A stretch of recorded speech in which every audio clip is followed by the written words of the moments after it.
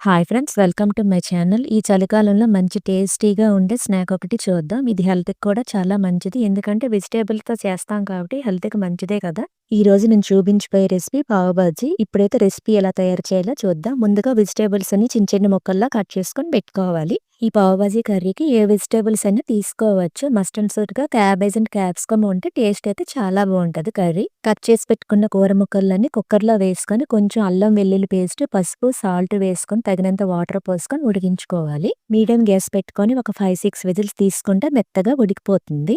ఆ కూర ముక్కలన్నీ బాగా మ్యాష్ చేసుకోవాలి. మెత్తగా చేసుకొని పెట్టుకోవాలి.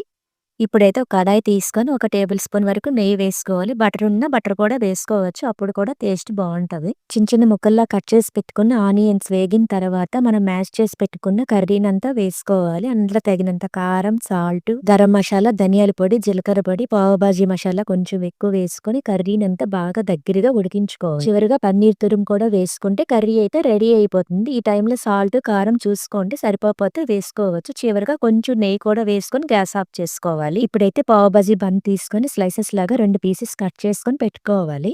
ఒక ప్యాన్ మీద కొంచెం నెయ్యి, ఉప్పు, కారం వేసుకోవాలి. ఉప్పు, కారం వేసుకుంటే బన్ అనేది చప్పదనం లేకుండా టేస్ట్ బావుంటది. ఇలా ఒకసారి ట్రై చేయండి. బన్ పైన ఉప్పు, కారం అంతా మిక్స్ చేశాక 2 వైపులా రోస్ట్ చేసుకోవాలి. ఈ చలికాలంలో పావు బాజీ అయితే హాట్‌గా ఉంటది కాబట్టి చాలా టేస్టీగా ఉంటది. ఇప్పుడైతే బన్ రోస్ట్ అయిపోయింది కదా! ఒక ప్లేట్‌లో బన్ను, కర్రీ, ఆనియన్స్, లెమన్‌తో సర్వ్ చేసుకోవడమే. Okay, like, share, subscribe.